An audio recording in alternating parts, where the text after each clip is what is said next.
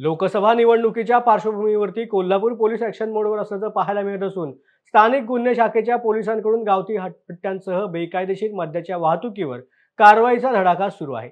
दरम्यान आज हातकणंगले तालुक्यामधील माणगाववाडी इथे 5 तर शिरोळ तालुक्यामधील दानोळी इथं 2 अशा एकूण 7 गावठी हातभट्ट्यांवरती पोलिसांनी छापा टाकून कारवाई केली आहे।